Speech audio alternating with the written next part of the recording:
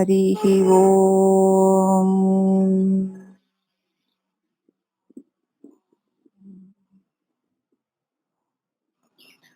ఓం శ్రీ గురుభ్యో నమః. శ్రీ మహాగణాధిపతయే నమః. అయం సరస్వతీ దేవ్యై నమః. ఓం శ్రీ సద్గురు పరబ్రహ్మణే నమః. జన్మకర్మ నివారణలో మనము పంచభూతాకర్షణల గురించి కూడా చెప్పుకొని, అదే పంచభూతాలు ఎలాగా దానిలోని శక్తిని మనం ఎలా వాడుకుంటున్నాం అన్నదని చెప్పి, ఇక ఒక్కొక్కరికి అనేక భావాలతో క్రియలతో అమోఘమైన పనులు మనం చేయగలుగుతున్నాం. బాల్య యవ్వన కౌమార వార్ధక్య అవస్థలు శరీరానికే గాని ఆత్మకి లేవు. ఆత్మ అంటే నేననేటువంటి తెలివికి. ఆత్మ అంటే నేను కదా, నేను అంటే తెలివి. అది బాగా గుర్తుపెట్టుకోవాలి. నేను అంటే వాణి కాదు, నేను అంటే ఏదో గీత కాదు, నేను అనేసరిగా తెలివి, ఒక లైట్ అని మనం గుర్తుపెట్టుకోవాలి. ఆ లైట్ వెలిగితేనే ఏదైనా తెలియబడుతుంది. నేను అంటే లైట్. కాబట్టి ఇవన్నీ ఎవరికి? బాల్య యవ్వన కౌమార వార్ధక్యాలు శరీరానికి. కానీ నేను అనేటువంటి వెలుగు కాదు. ఆ వెలుగులో ఈ శరీరపు బాల్య యవ్వన కౌమార వార్ధక్యాలు తెలియబడుతున్నాయి. పరమాత్మ సన్నిధానము చేతనే ఇచ్ఛాశక్తి, జ్ఞానశక్తి, క్రియాశక్తులతో వ్యవహారాలు జరుగుతున్నాయి. పరమాత్మ అంటే ఆ వెలుగు. ఏ పనైనా వెలుగు సూర్యుడి సన్నిధానంలోనే కదా లోకుల వ్యవహారాలు. అలాగే నేను అన్న తెలివి వెలుగులోనే ఇచ్ఛాశక్తి, జ్ఞానశక్తి, క్రియాశక్తితో కూడినటువంటి వృత్తులు, తలంపులన్నీ కూడా వ్యవహారాలు చేయగలుగుతున్నాయి. మంత్రశక్తి, యంత్రశక్తి, తంత్రశక్తి మనలోనే ఉన్నాయి, ఎక్కడో లేవు. ఎందుకంటే నేను అనేటువంటి లైట్ లోనే ఇవన్నీ తెలియబడి ఉండాలి. అంతే.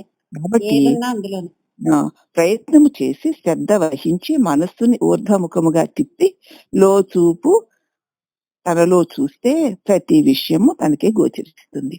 ఓహో, ఇదంతా ఎవరికి తెలియబడుతుంది? ఎవరి వల్ల తెలియబడుతుంది అని తెలియబడే వాట్లతో ఇచ్చా జ్ఞాన క్రియాశక్తులతో వ్యవహారాలు చేసేస్తున్నాను. కానీ శక్తి ఎక్కడిది? నాకు ఈ ఇచ్చెందుకు కలిగింది? ఈ ఇచ్చ ప్రకారం నేను వ్యవహారం చేసేటువంటి ఈ జ్ఞానం ఎక్కడ కలిగింది నాకు? ఈ క్రియ ఎలా చేయబడుతోంది అని ఆలోచించాం. నేనే నా ఇష్టానుసారం నా తెలివితేటలతో ఈ పనులన్నీ చేసేస్తున్నాను అనుకుంటాం. మంత్రశక్తి అయినా, యంత్రశక్తి అయినా, తంత్రశక్తి అయినా ఆత్మస్వరూపమే నీయంతే ఉన్నాయి. ఎప్పుడైతే ప్రయత్నం చేసి శ్రద్ధ వహించి మనస్సుని ఊర్ధ్వముఖంగా తిప్పితే, లోచూపుతో తనలో తానే చూస్తే ప్రతి విషయం తనకే గోచరిస్తూ ఉంటుంది. ఇలా నాలోనే, నాకే, నా ప్రకాశంలోనే తెలియబడుతున్నాయని తెలుస్తుంది కదా. అంచేత ఇక్కడ చెప్తున్నారు, లో చూపు చూడని లోకుల బ్రతుకేలా, పరమాత్మ నెరుగని ప్రజ్ఞలేలా, గురుబోధ ఎరుగని గొప్పతనమది ఏలా, మనసు నిల్పగలేని మాటలేలా, ఆనందమెరుగని ఐశ్వర్యమది ఏలా, నిర్గుణం వెరుగని నిష్ఠయేలా, సత్యంబు నుడువని సద్గోష్ఠుల ఏలా, ఉపకృతి సేయని ఇచ్చయేలా, సాధకంబున నీ యొక్క స్మరణ లేక కలుగ నేరవు పుణ్యంబు గౌరవంబు, అఖిల భవభంగ విపుల దయాంతరంగా సంతత ఓంకార శివలింగ సన్నుతాంగ. కాబట్టి మనోబుద్ధులను శక్తి వంచన లేకుండా ఎటు తిప్పితే అట్లే నడుస్తూ ఉంటాయి. నువ్వు నీ మనసుని, నీ బుద్ధిని ఎటువైపు తిప్పుతుంటే అటువైపే అవి ప్రవర్తిస్తూ ఉంటాయి. నువ్వు ప్రవృత్తిగా ఉన్నప్పుడు, ప్రవృత్తి అంటే పట్టుకోవడం, అన్నిటినీ తెలుసుకుంటూ వాటిని పట్టుకోవడం. నువ్వు ప్రవృత్తిగా ఉన్నప్పుడు మనసై కోరికలు అనేటువంటి కెరటాలతో కొట్టుకుంటూ కామక్రోధ అసూయలనేటువంటి దేవతలను ఆరాధించి ఇహలోక వాంఛల్లో ఈదులాడుతూ ఉంటావు. నువ్వు పట్టుకుంటే విషయాలని, నీ చేత తెలియబడే వాటిని నువ్వు పట్టుకున్నప్పుడు దాన్ని ప్రవృత్తి అంటారు. అప్పుడు ఆ మనసే అనేక కోరికల చేత అనేక కెరటాలతో కొట్టుకుంటూ మనసు అయిపోతావు. నువ్వు అయిపోయి కోరికలనే కెరటాలతో కొట్టుకుంటూ కామక్రోధ అసూయలనేటువంటి దేవతలను ఆరాధిస్తూ ఇక ఇహలోక వాంఛల కోసం ఈదులాడుతూ ఉంటావు. విషయపు వైశ్యంబే విషమగును విషమనడి దానిలో విషమనరాదా. విషమొక్క యొడలి నడిచెడి విషయము జన్మాంతరంబుల వేలనడంచు. విషయములు విషము అని భావించవయ్యా. ఎందుకంటే విషయాలలోనికి వెళ్ళావా అవి మళ్ళీ విషం వల్లే ఏం చేస్తాయి, నాశనం చేసేస్తాయి. కాబట్టి దాని వల్ల నాశనం అయిపోతావే తప్ప నీవు శాంతి సుఖాలని పొందలేవు. శాంతి సుఖాలను ఇస్తున్న వాటిలాగా గోచరిస్తూ అవి నిన్ను మాయలో పడేస్తాయి. తీరా అక్కడికి వెళ్ళి దానికి లోబడ్డావా ఇక శాంతి సుఖాలు అవి పోతాయి అంతే. కాబట్టి మజ్జిగ కవ్వంతో తిప్పితే అతి మృదువైన వెన్న వచ్చినట్లుగా శరీరమును ఈ బాంఢములో భ్రూమధ్యము అనేటువంటి మజ్జిగలో మనస్సు అనే కవ్వాన్ని పెట్టి ప్రణవం అనేటువంటి తాడును గట్టి ఊర్ధ్వముఖంగా అనులోమ విలోమములతో ఉచ్ఛ్వాస నిశ్వాసాలుగా తరచి భగవత్తత్వం అనే అమృతమును పొందుతున్నారు విజ్ఞులు. మజ్జిగ కవ్వంతో తిప్పితేనే కదా మృదువైన వెన్న వస్తుంది. ఈ శరీరం అనేటువంటి కుండలో భ్రూమధ్యము అనేటువంటి మజ్జిగ ఉంది శరీరం అనే కుండలో. ఆ మజ్జిగలో మనస్సు అనే కవ్వాన్ని పెట్టి ఓంకారం అనే తాడును దానికి కట్టి ఊర్ధ్వముఖంగా అనులోమ విలోమములతో ఉచ్ఛ్వాస నిశ్వాసాలుగా తరచి భగవత్తత్వం అనే అమృతములు పొందవలయును. ఉచ్ఛ్వాస నిశ్వాసాలతో పైకి కిందికి ప్రాణాన్ని పీల్చుకుంటూ భ్రూమధ్యంలో నిలుస్తూ మళ్ళీ ప్రాణాన్ని విడుస్తూ, మళ్ళీ పీల్చుకుంటూ భ్రూమధ్యంలో నిలుస్తూ మళ్ళీ విడుస్తూ, ఇలా పీల్చి నిలిచి విడుస్తున్నప్పుడు ఓంకారనాదాన్ని అనుసంధానం చేసుకుంటూ ఉచ్ఛ్వాస నిశ్వాసాలుగా తరిచి చూస్తే భగవత్తత్వం అనేటువంటి వెన్నను మనం పొందగలుగుతాం. అప్పుడు ఏమైపోతుందట, ఆ ప్రాణ ప్రాణ ప్రాణం ఉచ్ఛ్వాస నిశ్వాసాలుగా సాగుతున్నప్పుడు దానితో ఓంకారాన్ని చేర్చి దాని మీద ఏకాగ్రత పెట్టేసరికి నీ లోపల ఉన్నటువంటి అజ్ఞాన తత్వాలన్నీ తొలగిపోయి నీలో ఉన్నటువంటి నీ నిజ స్వరూపమైన బ్రహ్మతత్వం అనే వెన్న నీకు గోచరిస్తుంది అని ఇక్కడ అర్థం అన్నమాట. యంత్రమనే శరీరంతో తంత్రమనే రుద్రాక్షమాలు తిప్పుకుంటూ మంత్రమనే భగవన్నామాన్ని ఉచ్చారణ చేస్తూ మనస్సును బుద్ధిని ఏకము చేసిన ఈ త్రిపుటిలే కదా అన్ని కదండి, అన్ని త్రిపుటిలు నువ్వు నేను వాడు కదా, జగత్తు జీవుడు ఈశ్వరుడు ఏదైనా త్రిపుటే. ఈ మూడితో కూడి ఉన్నంతసేపు కూడా ముక్తి లేదు. అది మా సంసార చక్ర వలయంలో తిప్పుతుంది. అవస్థలు ఇవన్నీ మూడే కదమ్మా, శరీరాలు, అవస్థలు, గుణాలు, కాలాలు, ఇదే త్రిపుటి. ఈ మూడిటితో కూడి ఉన్నంతసేపు కూడా జన్మ పరంపరల ప్రవాహం తప్పదు. కాబట్టి ఎప్పుడైతే ఈ త్రిపుటిని దాటాలి అంటే ఏం చేయాలి, శరీరం అనేటువంటి యంత్రము,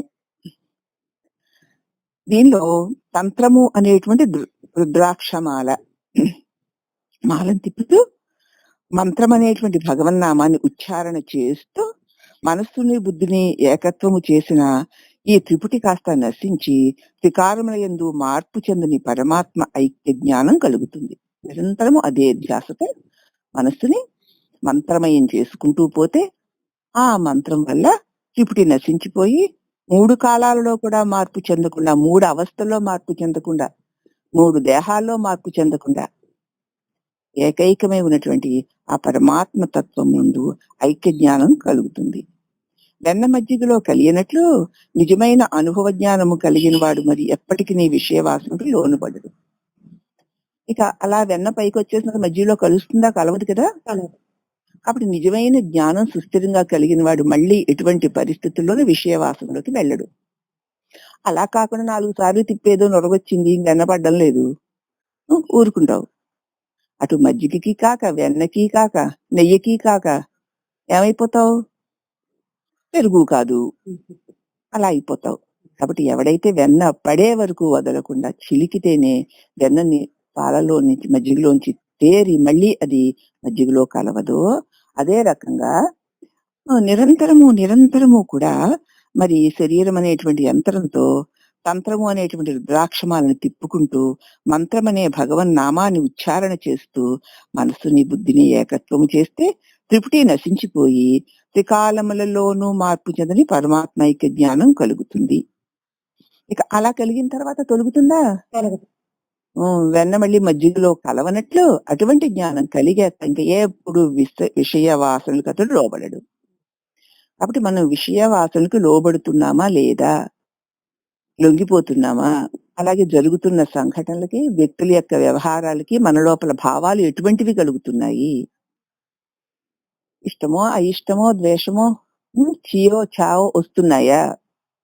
వస్తున్నాయి అంటే ఇంకా విషయ మలము మన లోపల ఉన్నట్లే. అది ఉంది అనుకో, ఇక మళ్ళీ ఏమవుతుంది? జన్మ పరంపరలు తప్పవు. తస్మాత్ జాగ్రత్త జాగ్రత్త. ప్రతి దానిలోను బయట వ్యవహారాలు, ఆ వ్యవహారాలు చేస్తున్న వ్యక్తులు, వాళ్ళ వికారాలు, వాళ్ళ స్వార్థాలు, ఇవి అన్నీ చూస్తూ కూడా నీ లోపల ఏ విధమైన వికారము కలగకుండా, ఇంకా కావాలంటే ఈశ్వరేచ్ఛ, పరమాత్మ యొక్క దివ్యశక్తి అన్ని శరీరాల్లో ఉండి ఆ శరీరాలను అలా ఆడిస్తోందంతే అన్న భావన నీ లోపల కలుగుతూ ఉంటే నీకు దానిలో కలవకుండా ఉంటావు. ఆ భావన నీకు కలగకుండా దాన్ని మరిచిపోయావా, కలిసిపోతావు కదా. మరవకూడదు. ఏది వచ్చినా సరే ఇది ఇంతే, ఈశ్వరేచ్ఛ. కాబట్టి భగవంతుడు అందరి యందు ఉండి ఆయా శరీరాలను తిప్పుతున్నాడంతే. అది కేవలము భగవంతుని శక్తి వల్ల జరుగుతున్న పనులు తప్ప మరి ఏవీ కావు.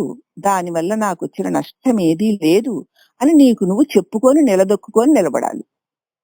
అలా నిలబడగలిగినప్పుడే నీకు త్రిపుటి నశిస్తుంది, అనుభవజ్ఞానం కలుగుతుంది, జ్ఞానం కలుగుతుంది. అప్పుడు నువ్వు విషయవాసనకి లోబడకుండా ఉంటావు. లోబడిపోతున్నప్పుడు చూసుకొని నిలవరించుకొని నిలిచి ఉండడం, ఇదే సాధన. అర్థమైందా అని చెప్తూ ఇక త్రివిధ దీక్షలు, దృక్కు స్పర్శ వాక్కు దీక్షలు అనమాట.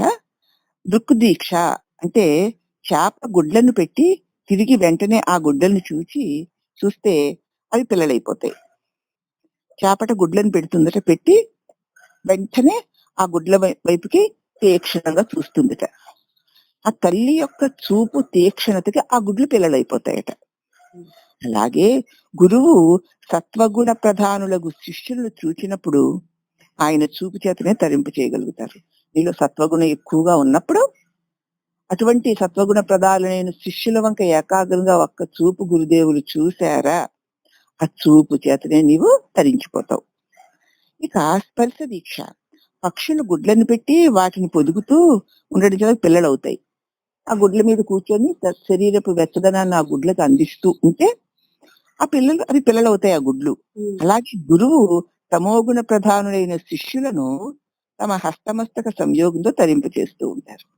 తమోగుణంతో ఉన్నారు కానీ గురుదేవులను ఆశ్రయించారు, మరి గురువు ఎలా వదిలేస్తారు? అందుచేత పక్షి తన గుడ్లను పొదిగినట్లు గురుదేవులు తన హస్తమస్తక సంయోగంతో తరింపు చేస్తారు.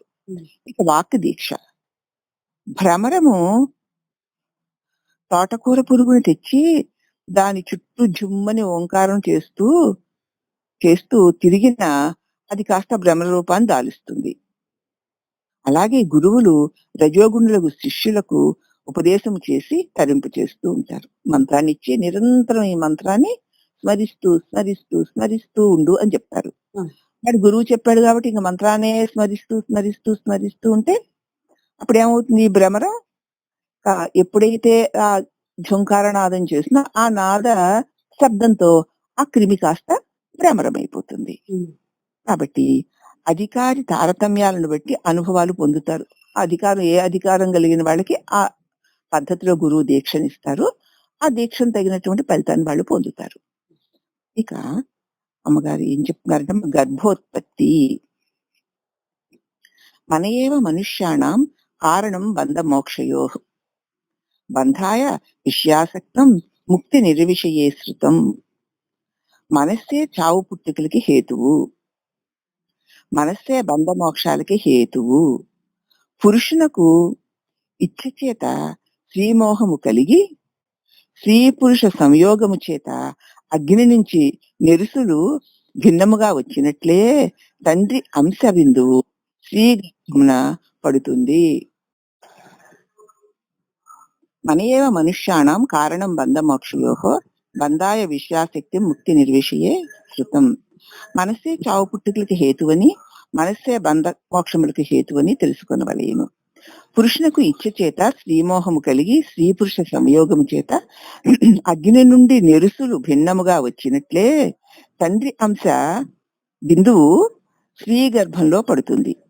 ఆ బిందువు మనశ్శక్తి చేత తల్లిదండ్రుల రూపాలను చూసి ప్రారంధానుసారము శుక్లశోణితములు గట్టిపరుచుకొని 5 మాసములకు శరీరము తయారు చేసుకుంటూ ఉంటుంది. 6వ మాసం వచ్చేసరికి జీవుడు అనగా ప్రాణవాయువు ప్రవేశించి కదలికలు కలుగుతూ ఉంటాయి. ఈ రకంగా మనకి గర్భోత్పత్తి జరుగుతోందమ్మా. మనము రాయి, సున్నము, ఇటుక, మన్ను, వాసాలు, పెంకులు, సిమెంటు, తలుపులు, ద్వారబంధాలు, కిటికీలు, అలమార్లు వీటిని అన్నిటితోటి ఇల్లు కట్టుకుంటాం కదా. కట్టించుకొని పని పూర్తి అయ్యాక అందులో గృహప్రవేశం చేసేస్తాం. ఎంత తయారయ్యాక చేస్తామో అంటే నవద్వారపురము 7 ధాతువులతో శరీరము మనస్సు చేత తయారు చేసుకుని జీవుడు దానిలో ప్రవేశిస్తున్నాడు.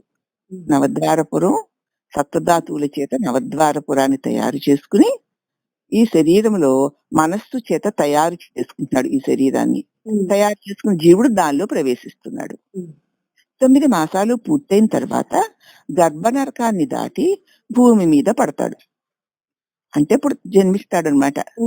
వెంటనే వాక్కు, చూపు, వినుట, ఆకలి సంభవిస్తాయి. భూమి మీద పడేసరికి ఇవన్నీ వచ్చేస్తాయి. అంతవరకు లోపల అవన్నీ ఉంటాయి కానీ వాటికి పనేమీ లేదు. తల్లి నుంచి వాటికి అన్ని అందుతూ ఉంటాయి.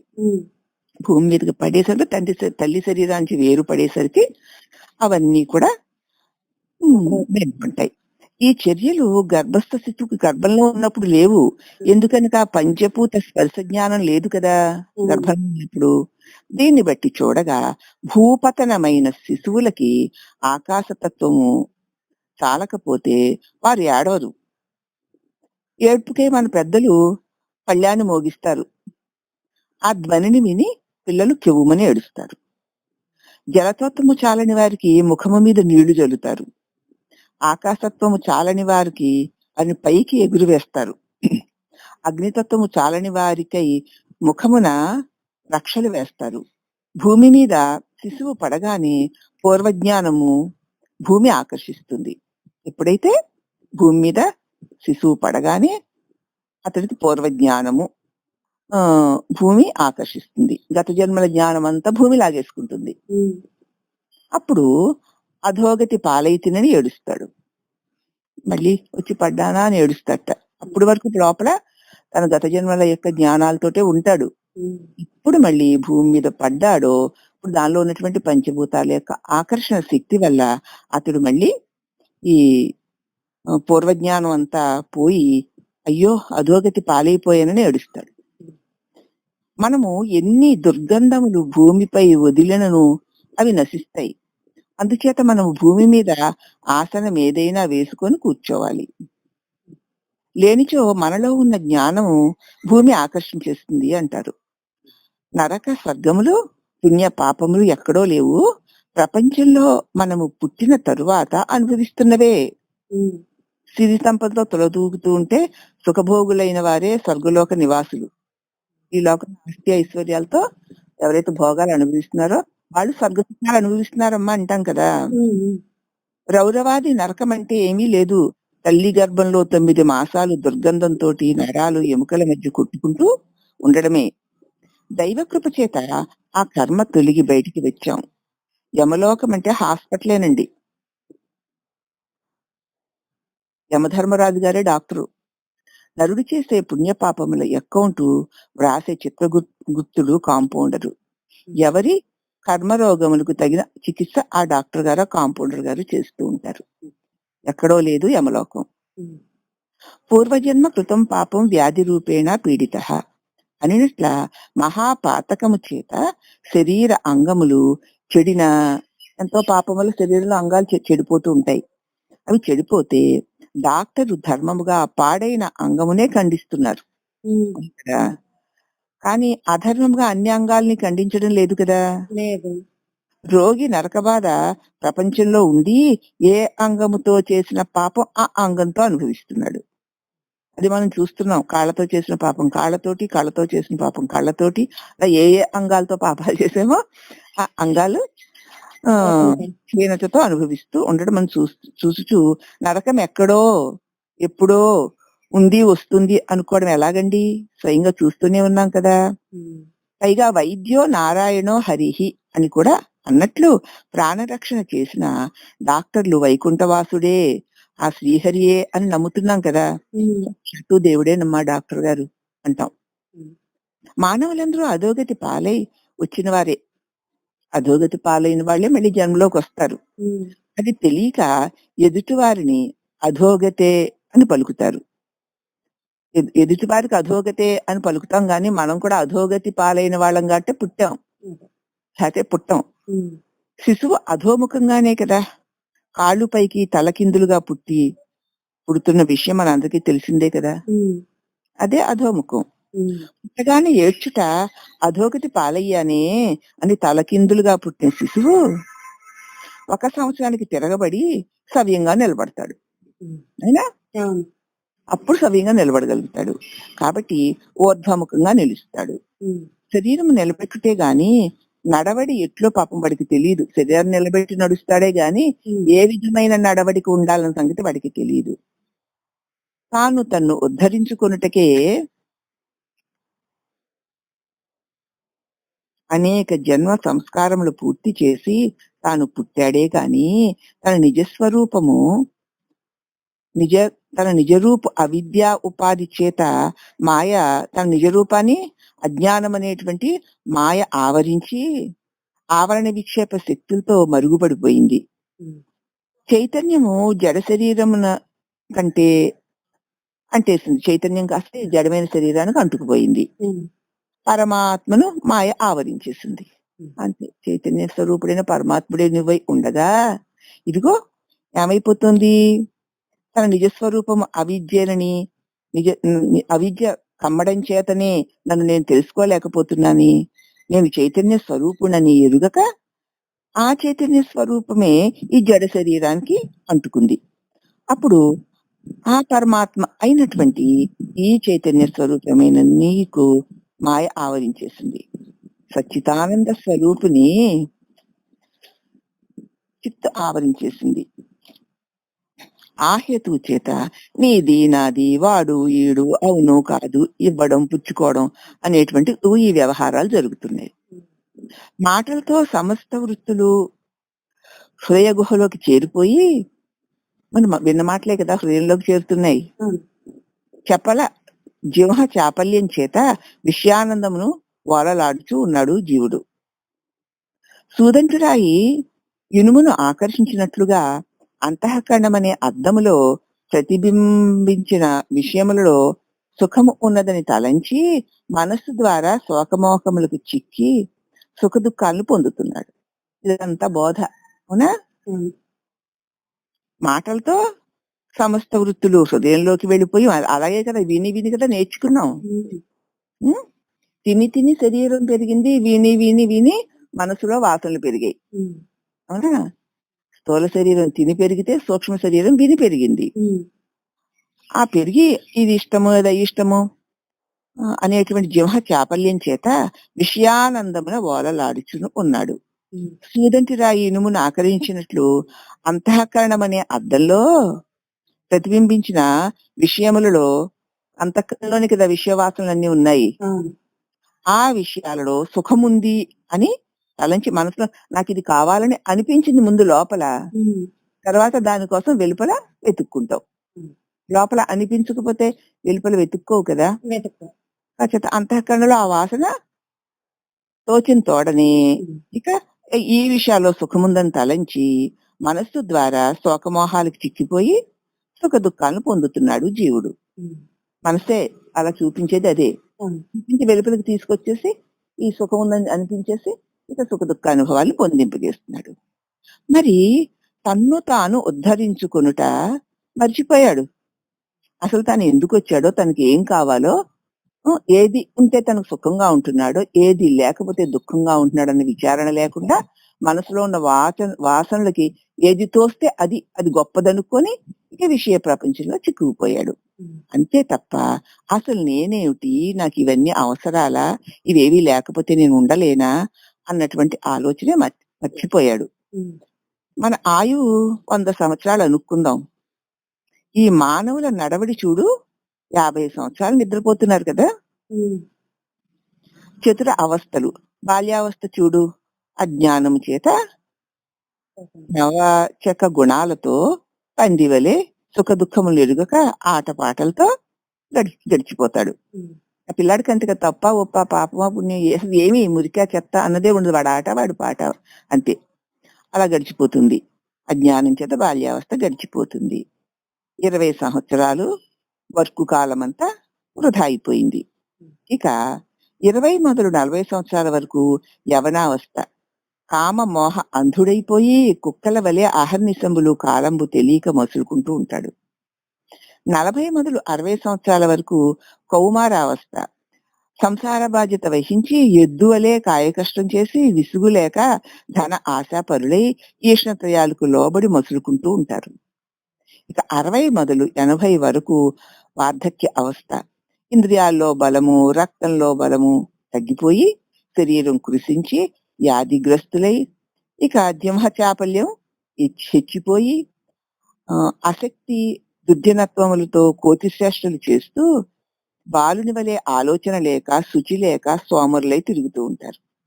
కానీ ఈ లోపల ఆత్మావలోకనకు తగిన కాలం కనపడడం లేదు కదా. బాల్యావస్థ క్రీడాసక్తః, తరుణావస్థ తరిణీసక్తః, వృద్ధావస్థ చింతాసక్తః, పరమే బ్రహ్మణి కోపి న సక్తః.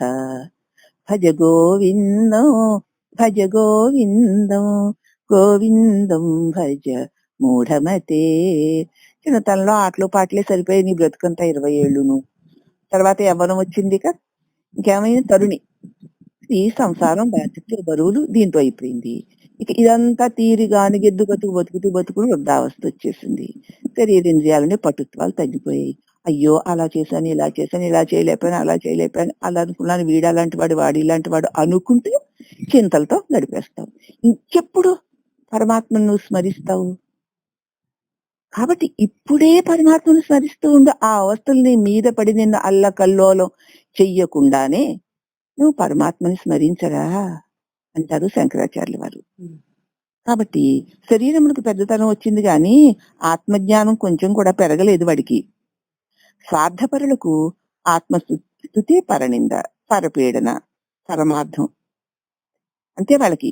స్వార్థపరులకి ఇంకా తను తాను పొగుడుకోవడం, తాను గొప్పవాడన్నా అనుకోవడం, ఇతరులంతా చెడ్డవాళ్ళు అనుకోవడం, తన స్వార్థం కోసం ఇతరుల్ని పీడించైనా సరే సంపాదించుకోవడం. అటువంటి వాళ్ళకి ఇంకా పరమార్థం ఎందుకు, పరమాత్మ ఎందుకు? జీవితం అంతా అలాగే గడిచిపోతుంది. పుట్టిన మొదలు మన పెద్దలు గృహకృత్యాలు, సంసార యొక్క నడతలు, విషయ వైషమ్యాలు, పుణ్య పాపాలు, దాన ధర్మాలు, పతిభక్తి, బిడ్డల్ని పోషించుకోవడం ఇవి అలవాటు చేశారే కానీ తన్ను తాను ఉద్ధరించుకునే తరుణోపాయం చెప్పలేదు. మా ఇలా ఉండాలమ్మా, అలా ఉండాలమ్మా, ఇలా పెరగాలమ్మా, అలా పెరగాలమ్మా, ఈ పుణ్యం చేయాలమ్మా, ఆ పాపం చేయకూడదమ్మా, బిడ్డల్ని ఇలా పెంచుకోవాలమ్మా, సంసారం ఇలా జాగ్రత్తగా చేసుకోవాలమ్మా, భర్త పట్ల భక్తిగా ఉండాలమ్మా అన్నవన్నా నూరు పోశారు తప్ప నిన్ను నువ్వు ఉద్ధరించుకోవాలమ్మా దానికి ఉపాయం చెప్పలేదు. మరి భగవంతుడు కలడనే సంగతి కూడా కొందరికి తెలియకపోవచ్చు. కారణం ఏమిటంటే వారికి తెలియకపోవటయే, లేక దరిద్రము వదిలి భాగ్యము కలగదని భయము. భగవంతుడు ఉన్నాడనే సంగతి కూడా చాలా మందికి తెలియదమ్మా. కారణం ఏంటంటే వాళ్ళకి తెలియదంతే. లేకపోతే దరిద్రం పోయి భాగ్యం కలగదని భయం వల్ల అయి ఉండొచ్చు. భగవత్ తత్వము గ్రహించిన జన్మకు రాదేమో అని భయము చేత ఆత్మ విచారణ చెయ్యరు. భగవత్ తత్వాన్ని తెలుసుకుంటే ఇక మళ్ళీ జన్మలు ఉండవేమో, జన్మలు లేకపోతే ఏమైపోతాను నేను, మళ్ళీ మరి ఈ లోకంలోని భోగభాగ్యాలని ఎప్పుడు అనుభవిస్తాను అన్న భయంతో కూడా ఆత్మతత్వ విచారణ చెయ్యరు. మరి ఇంకో జన్మ రాలేదనుకో, మరి ఎలా భోగాలు అనిపిస్తే ఇంకా భోగాల ఆలస పోలేదు కదా. ఇంకా ఎక్కువ సంపాదించాలి, ఇంకా మేడలు కట్టాలి, ఇంకా మిద్దెలు, ఇంకా గొప్పవారు అనిపించుకోవాలి, ఇంకా పొగడాలి. ఈ లోపుగా శరీరం చచ్చిపోయింది. ఈ దేవుడు పుణ్యకార్యాలు అవి దాన ధర్మాలు అవి చేస్తే అవన్నీ మళ్ళీ వస్తాయి కదా. రావాలంటే మళ్ళీ పుట్టాలి కదా. ఇదేదో ఆత్మతత్వ విచారణ అంటున్నారు. జన్మలన్నీ జన్మ రాకుండా రాలిపోతుంది అంటున్నారు. అయ్యి బాబాయ్, ఆ జన్మలేని గతి నాకెందుకమ్మా, నాకు ఇంకా భోగభాగ్యాలు అనిపించే జన్మ కావాలి, అలా రాకుండా అయిపోతుందేమో అని కూడా వాళ్ళ ఆత్మ విచారణ వైపుకి రారు. మనస్సుని నిగ్రహించని వారే అజ్ఞానులు అనబడతారు. మనస్సును నిగ్రహించలేని వాళ్ళనే అజ్ఞానులు అంటారు. సుకృత దుష్కృత కర్మలను అనుభవించి మంచి పనులు చేస్తే మంచి ఫలితాలని సుఖాలు, చెడ్డ పనులు చేస్తే చెడ్డ ఫలితాలని దుఃఖాలు అనుభవించి దేహ పతనమున చిరిగిన వస్త్రాన్ని వదిలేసి కొత్త వస్త్రాన్ని ధరిస్తున్నట్లు మళ్ళీ కొత్త శరీరంలోకి చేరుతారు. కాలచక్రమున గిరగిరా గిరగిరా తిరుగుతోంది చూడు. చచ్చిన పుట్టును, పుట్టిందల్లా చచ్చును. తోటకూర పురుగు ముందు కాళ్ళతో పైకొమ్మ పట్టుకొని కింద కాళ్ళను వదులుతుంది కదా. గొంగళి పురుగు ముందు పైన పట్టుకుని తర్వాత కింద కాళ్ళని పైకెత్తుతుంది. అట్లే జీవుడు కర్మవాసనలు పట్టుకొని మరి ఒక గర్భమును చూసుకొని ఈ దేహాన్ని వదులుతాడు. తను చేసిన కర్మ ఫలితాలు వాసనలు బట్టి మరొక గర్భాన్ని చూసుకుంటూ అప్పుడు ఈ దేహాన్ని వదిలేస్తా. అంటే నీ వాసనలు గట్టిగా పట్టుకుంటే ఆ వాసనతో దేహాన్ని వదులుతావు. గర్భ నరకం రాకుండా ఉండుటికి ఈ జన్మలోనే తగిన ఉపాయాలు ఉన్నాయి మరి. కాబట్టి మళ్ళీ ఆ గర్భ నరకంలో పడతావు. మహా భయంకరం, దానికంటే కూడా కోపస్థ దాన్ని ఏమంటారు, నరకం ఇంకొకటి లేదు. అది దాటే వచ్చాం మనం. కాబట్టి ఈ అట్లే జీవుడు కర్మవాసనలు పెట్టుకొని మరొక గర్భంలో చేరుతాడు. గర్భ నరకం రావద్దు అంటే ఈ జన్మలోనే తగిన ఉపాయాలు ఉన్నాయి మరి. ఆలోచించకుండా బ్రహ్మజ్ఞానం పొందడానికి ప్రయత్నం చేయము. ఇక్కడ ధన వ్యయ ప్రయాసలు లేవు. దీనికోసం నువ్వు ధనాన్ని ఖర్చు పెట్టక్కర్లేదు, శరీరం ప్రయాస పడక్కర్లేదు, శ్రద్ధ ఒక్కటే చాలు. అట్టి పదవి మహాత్ములకే కాని మనకెలా లభిస్తుందండి? మీరు అందరూ జ్ఞానులు, భక్తులు, ఎప్పటి నుంచో సత్సంగాలు చేసుకుంటున్నారు, ఏవేవో పుస్తకాలు చదువుతున్నారు, కాబట్టి మీకు వస్తుంది కానీ మాకెలా వస్తుందండి అని ఉపేక్ష చెయ్యొద్దు. ఇప్పటికైనా ఆ సత్సంగము, సద్వాక్యము వినాలనే ఆసక్తి కలిగింది కదా, ఇప్పటి నుంచైనా ప్రయత్నం చెయ్యి. తగిన పాటుపడు, పరమాత్మ ధ్యానము చెయ్యి. అంతటా నిండిన పరమాత్మని తెలుసుకునిన వారు మహాత్ములు అనబడతారు. అంతటా పరమాత్ముడే ఉన్నాడు, అన్నిటి నిండా పరమాత్ముడే ఉన్నాడు. అతడు లేకపోతే ఏవి ఉండవు, ఉండలేవు. తెలుసుకున్న వాళ్ళని మహాత్ములు అంటారు. మరి మనమంతా బ్రహ్మాత్మిక జ్ఞానము సంపాదించితే అట్టివారమే. మనం కూడా ఆ సత్య జ్ఞానాన్ని తెలుసుకుంటే మనం కూడా అటువంటి మహాత్ములమే. ఆ విషయంలో ఏమి సందేహపడవద్దు. తెలుసుకునే వరకే నువ్వు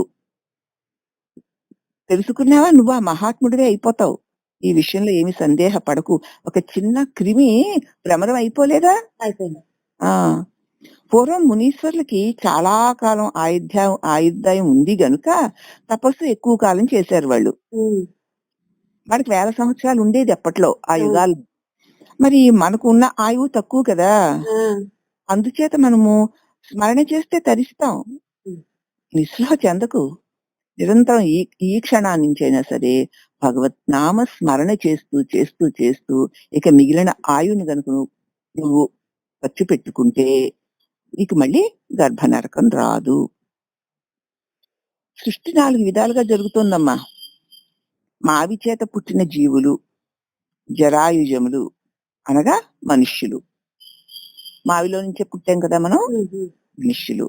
అండజములు అనగా గుడ్ల చేత పుట్టినవి, అవి పక్షులు. స్వేదజములు అనగా చెమట చేత, గాలి చేత పుట్టినవి, నల్లి, పేను, దోమ మొదలగునవి. ఉద్భిజములు అనగా గింజల చేత పుట్టినవి, చెట్లు. పంచభూతములచే అనేక జీవ సృష్టి జరుగుతోంది. ఈ జీవ రూపాలన్నీ కూడా పంచభూతాల చేతనే కలుగుతున్నాయి. చావు పుట్టుకలతో ఉన్నదే మాయ. జీవుడు 2 గుణాలకు లోబడుతున్నాడమ్మా. అసత్యము అధర్మమును ఈ రెండు చేతనే సుఖముందనుకుని ఆనందిస్తున్నాడు. తిని లేదనే దెయ్యాన్ని వదులు, తినలేదు అనే దీర్ఘవ్యాధిని వదులు, అని లేదనే అంటువ్యాధిని వదులు. తిని తిని తినలేదండం. మరి తిని తిని లేదు అనేటువంటి ఎంత తిన్నా సరే తృప్తి లేకపోవడం, ఏదో ఒక మాట అనేసి నేను అనలేదు అన్నటువంటి అంటువ్యాధి, వీటిని అణగదొక్కుకోవాలి. ప్రతి వారిలోనూ భగవంతుడున్నాడు. ఎంత దుర్మార్గుడికైనా ఒక్క సుగుణం ఉంటుందమ్మా, దానినే భగవదంశ అంటారు. ఎంత మహాత్ములకైనా ఒక్క దుర్గుణం ఉంటుంది, మరి అదే రాక్షసాంశ అంటారు. ఇది ఉండినా మనం ఉండవలసిందే. అవి రెండు ఉంటేనే మనం ఉండగలుగుతాం. ఉట్టి అచ్చపు బంగారంతో ఆభరణం తయారవ్వదమ్మా, దానిలో కొంచెం రాగి కలపాలి.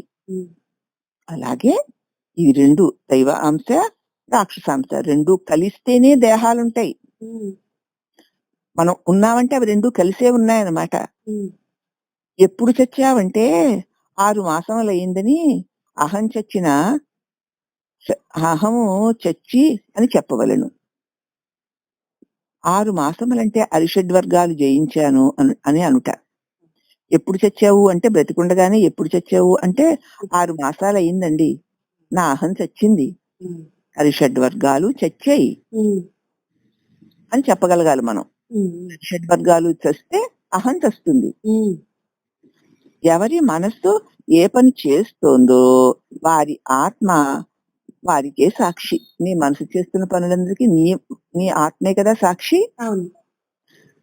పరులకు చెప్పుట్లో వైరాగ్యం చూపొచ్చు, కానీ నీ అంత ఆత్మసాక్షి నువ్వు చూసుకోగలిగితే నీకు తెలుస్తుంది.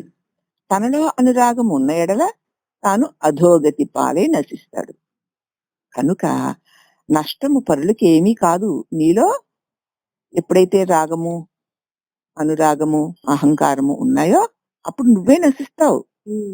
ఇతరులు నశిస్తారు అనుకుంటున్నావు కాదు. మహాత్ములు ఎవరు ఏది చెప్పినా వారిలో ఉన్న మంచి గుణాన్నే తీసుకుంటారు తప్ప చెడ్డ గుణాల జోలికి వెళ్ళరు. ఇక సంతకు పోయిన వారు తమకి కావలసిన దినుసులు ఎంచి తెచ్చుకుంటారు గాని వాడి దగ్గర ఉన్నవన్నీ పాడైపోయినవి కూడా తెచ్చేసుకుంటారా? అలాగే ఎవరు ఎన్ని చెప్పినా కూడా తన అనుభవాలకు తగినవి, తను ఆచరణలో పెట్టడానికి మంచివి తెచ్చుకోవాలి. క్షీణే పుణ్యే మత్స్యలోకం విశంతి అన్నట్లు పుణ్యపాపాలతో జన్మ పరంపరలు ఎవరి అహంకారం వారినే చెరుస్తుంది. నువ్వు చేసిన పుణ్యపాప కర్మలే మళ్ళీ నీ జన్మ పరంపరలో పడేస్తున్నాయి, నేను నాదన్న అహంకారం వల్ల. పునాది దిట్టం లేని మేడ ఎంతకాలం ఉంటుంది? అట్లే పుణ్యము నశించిన అధోగతిని మళ్ళీ పొందుతావు. రాతి పునాది దిట్టముగా కట్టి మెట్లు కట్టినా అది శాశ్వతంగా ఉంటుంది కదా. అట్లే భక్తి జ్ఞాన వైరాగ్యాల ద్వారా పొందిన ముక్తి శాశ్వతం. ఊరికూరికే ఆ నిమిషానికి ఏదో విరాగాలు కలిగి ఏవేవో చేసేసాము, మేము ముక్తిని పొందేశాము అనుకోవడం ముక్తి కాదు. ఎప్పుడో ఒకప్పుడు ఒక్క వాసన లేసి నిన్ను మళ్ళీ అధోగతి పాలు చేసేస్తుంది. కాబట్టి మరి భక్తి జ్ఞానము వైరాగ్యము అది బాగా సుదృఢంగా ఉంటే అప్పుడు కలిగిన ముక్తి శాశ్వతంగా ఉంటుంది. మాయా గాలి వాన మాటలకు లోబడి నశించదు.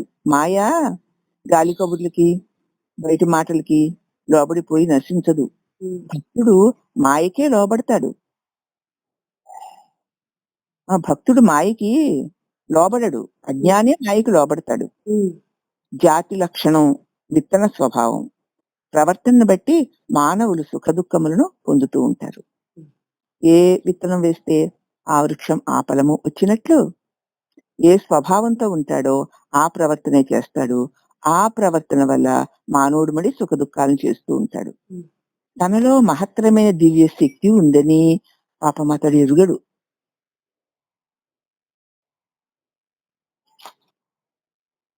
పామరత్వం చేత పశుప్రాయులై జన్మకర్మలను పొందుచున్నారు.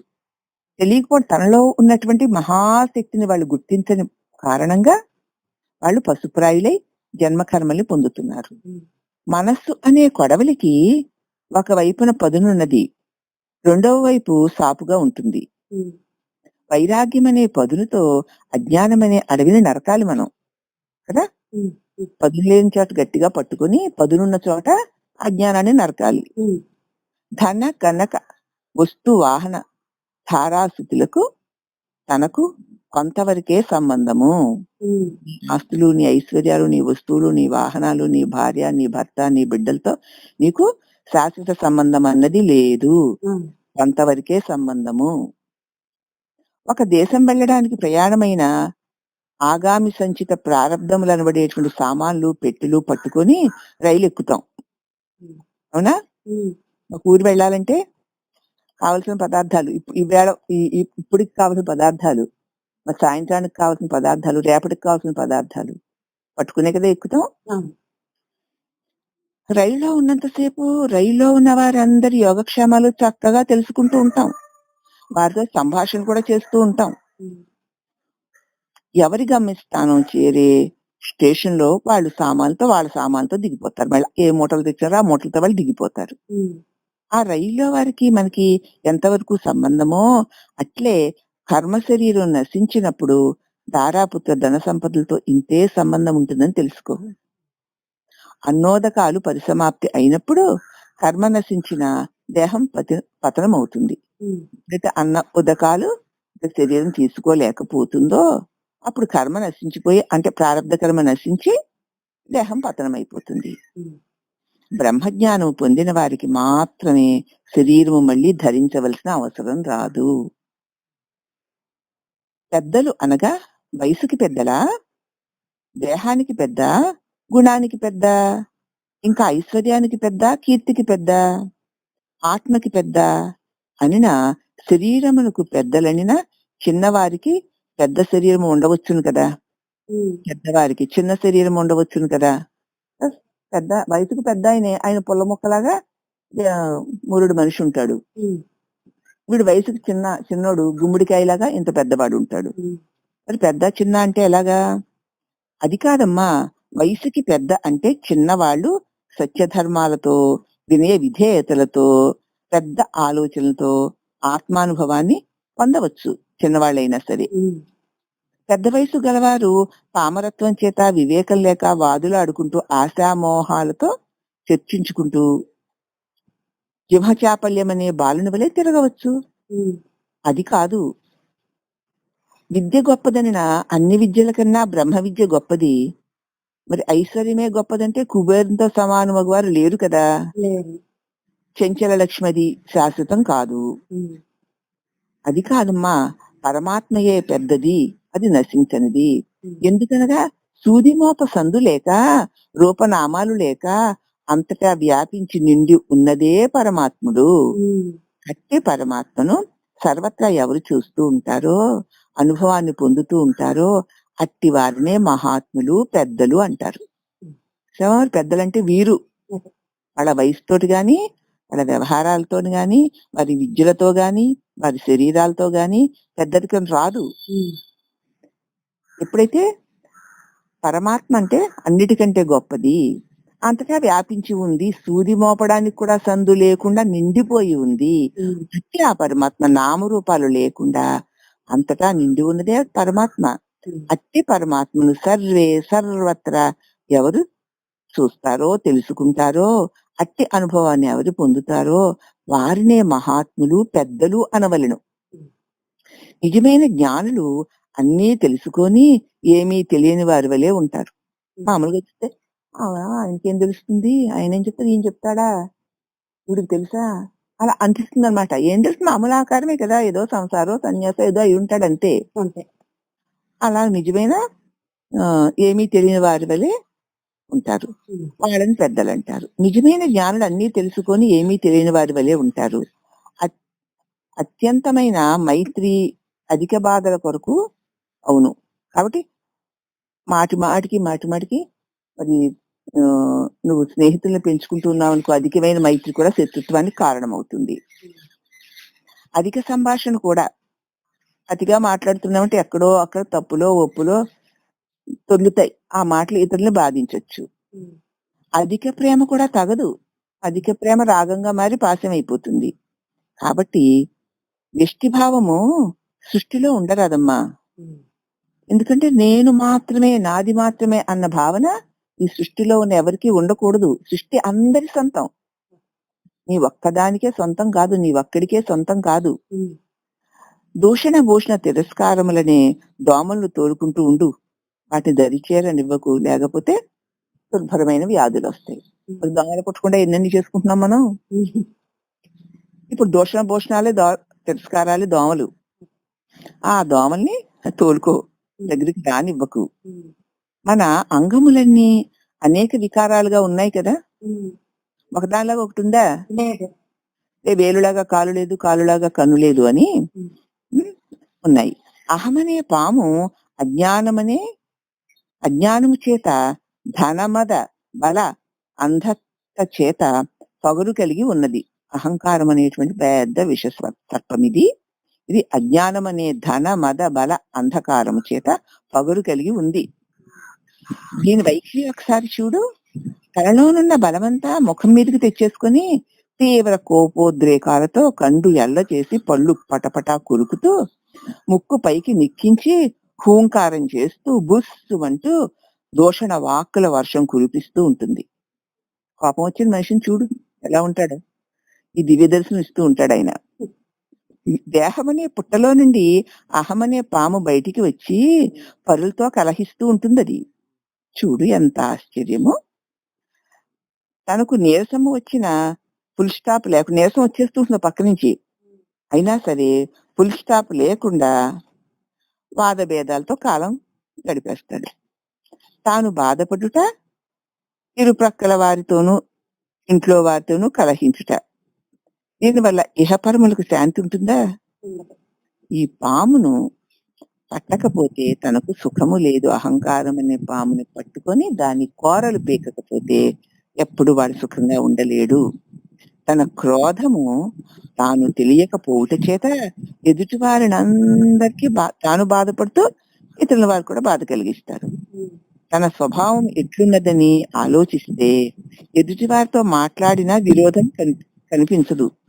తన స్వభావం ఎలా ఉంది అని యోచించి ఎదుటి వారితో మాట్లాడినా విరోధము కనిపించదు. తన మనస్సు మంచిదైన ప్రపంచమంతా మంచిగానే కనిపిస్తుంది. అధిక ప్రేమ క్రోధము హెచ్చిన ఒళ్ళు మర్చిపోతావు. చిన్న పెద్దల తారతమ్యం కూడా తెలియకుండా దూషిస్తావు. ఈ దోష నివారణకి వారమునకు ఒక రోజైనా మౌనముగా ఉండడం మంచిది.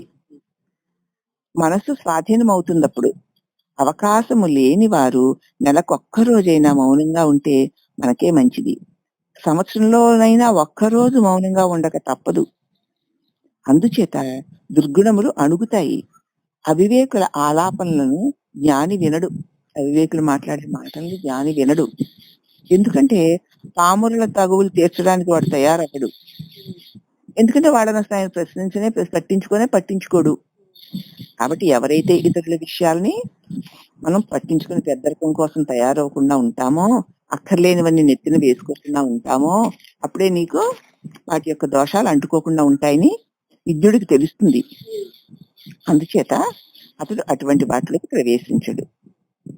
మనసు నిలిపిన నిలుచును మారుతంబు, చూపు నిలుపంగా సుఖము దొరుకు, సరిమనో దృక్కు నిలిచిన దొరుకు ముక్తి, నవ్యతర భోగి శ్రీ సదానంద యోగి. కామిర్ల వ్యాధి గల మనుషులకి ప్రపంచమంతా పచ్చగా కనపడుతుందిట.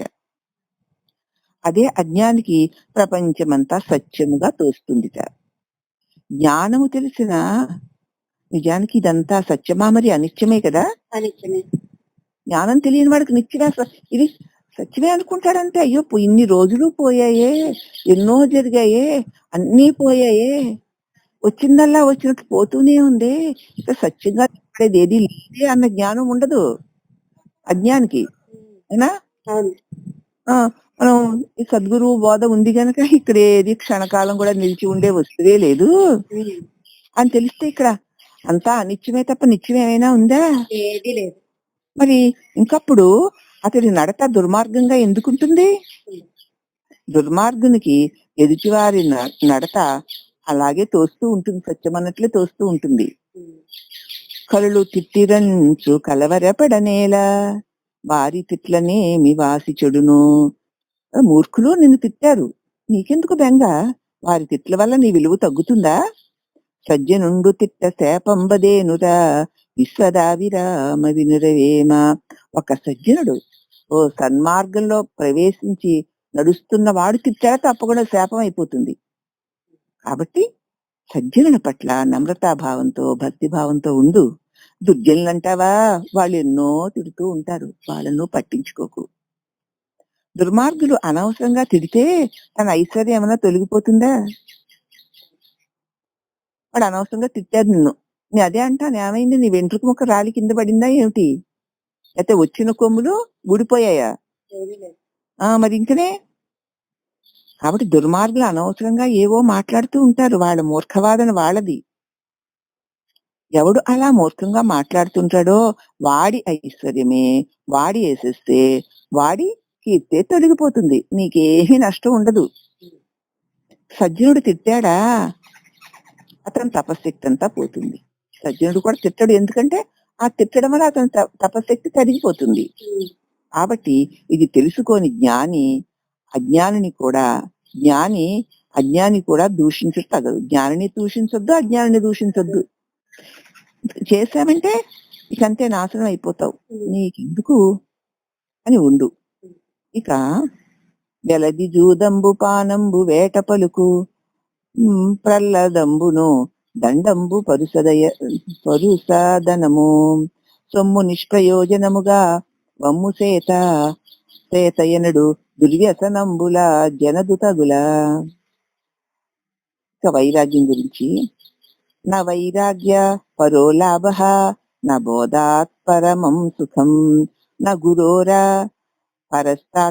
పరస్త్రాత నా సంసారాత్ పరో రిపుః. వైరాగ్యమునకు మించిన లాభము గాని, బోధకి మించిన సుఖము గాని, గురువుకి మించిన దైవము గాని, సంసారానికి మించిన శత్రువు గాని ఈ లోకంలో లేరు. బాగా దీన్ని గుర్తు పెట్టుకుని మననం చేసుకోవాలి. వైరాగ్యానికి మించిన లాభములు, దేని మీద నీకు రాగం కలుగుతున్నా రాగం వల్ల క్రోధము, మోహము, మదము, మాత్సర్యము వచ్చేస్తాయి. దీని నుంచి వికృతి శాస్త్రం వెలువడతాయి. దానివల్ల నీవు చేసిన సాధన నశించిపోతుంది, మళ్ళీ జన్మ పరంపరలో రాలి పడిపోతావు. అందుచేత ప్రతి విషయంలోనూ వైరాగ్యం, ఇది ఉండేదా, దీనివల్ల నాకు వచ్చిన లాభం ఏముంది గనక అది పోతుంది, నేను ఉంటాను కదా అన్న భావన ప్రతి దానిలోనూ రావాలి. అంతకు మించిన లాభం ఇంకేదీ లేదమ్మా. బోధకి మించిన సుఖము లేదు. ఎందుకంటే గురువు చెప్పిన బోధ బాగా నీలో స్థిరపడితే వైరాగ్యం దానికదే వచ్చేస్తుంది. గురువుని మించిన దైవం లేదు. గురువే నీకు అటువంటి వివేక వైరాగ్యాలనిచ్చి సమస్త బాధల నుంచి విడుదల చేస్తాడు. ఇంకా సంసారాన్ని మించిన శత్రువు లేదు. ఇంక ఈ సంసారాన్ని కౌగిలించుకొని ఇళ్ళు వాకిళ్ళు బంధువులు మిత్రులు బిడ్డలు గడ్డలు అనుకుంటూ అదే శాస్త్రాలు అనుకుంటూ దానిలో ఉన్న రాగద్వేషాలని నెత్తిన వేసుకుంటూ అంతకంటే శత్రువులు ఎవరున్నారు నువ్వు నాశనం అయిపోవడానికి? కాబట్టి జాగ్రత్తగా ఉండు. భోగ మహారోగ సంవాదాః పరమాపదః వియోగాయైవ సంయోగా ఆధయో వ్యాధయో ధీమాన్.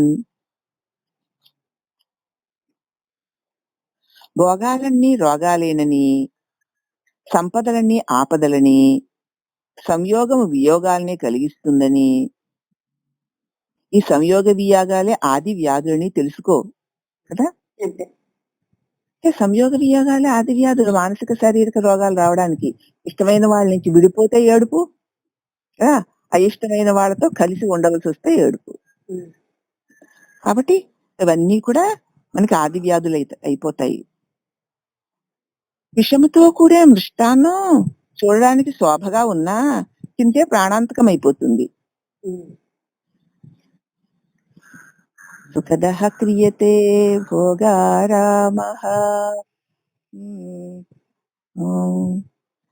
సుఖం కలుగుతుంది కానీ భోగాలను అనుభవిస్తూ ఉంటే తర్వాత అది రోగంగా మారుతుంది. శరీరే రోగః యద్యపి లోకే మరణం శరణం.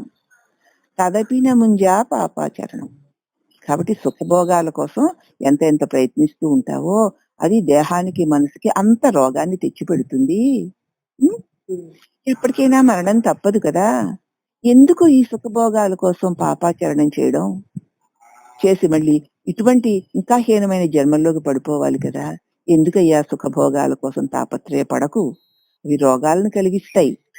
ఉమ్, పైగా మళ్ళీ పాపాచరణ చేయిస్తాయి. దానివల్ల మళ్ళీ జన్మ మృత్యువును పొందవలసి వస్తుంది.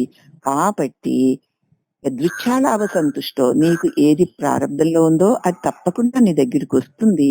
దాన్ని భగవత్ ప్రసాదంగా స్వీకరించి నిశ్చింతగా ఆనందంగా ఉండు. కోరి దుఃఖాలు కలిగించుకోకు అని చెప్తున్నారనమాట. కాబట్టి విషంతో కూడా మిష్టాన్నం చూడడానికి మంచి శోభగా గుమగుమలాడుతూ ఉన్నా తిన్నాక ప్రాణాంతకమైపోతుంది. అనురాగము లేకుంటే విరాగం కలుగుతుంది. అనురాగం లేకపోతే నీకు విరాగం కలుగుతుంది. ఆ ఆహార పదార్థం మీద నీకు అనురాగం లేదనుకో, ఇప్పుడు నాకు ఆకలేట్లేదు ఎందుకు, అది ఎంత బాగుంటే మాత్రం వద్దు వదిలేసావనుకో విరాగం కలుగుతుంది. ఆ జన్మ సంస్కారాలకి చిన్నతనం నుండి దేని యందు ఆశ ఉండదిక. ఆది పుట్టుకతోనే సంస్కారవంతులై వచ్చిన వాళ్ళకి దేని మీద ఊరికి అధికమైన ఆశ ఉండదు, వ్యామోహాలు ఉండవు, వెంపర్లాట్లు ఉండవు. పరవస్తువులు గాని పరధనము గాని వారికి కోరాలి అని కూడా తెలియదు. ఎందుకంటే అవసరమే లేదు వాళ్ళకి. ప్రతి దానికి వైరాగ్యమే అవలంబిస్తారు. బా ఎందుకు, సరేలే వచ్చిందా, రాలేదా మనకి ఎందుకది అని ఉంటారు. కాబట్టి ఇంద్రియ నిగ్రహము కలిగి విరాగము భూని ఆత్మ విచారణ చెయ్యాలి. ఆత్మ సాక్షాత్కారము కలిగిన గాని మోక్షము రాదయ్యా. వైరాగ్యము లేకుండిన వారలు సన్యాసులమని ప్రవర్తించినచో పేరునకు గాని మోక్ష విచారణకు కాదు శుద్ధ సంయమీ చంద్ర. ఇక రేపు చెప్పుకుందామమ్మా.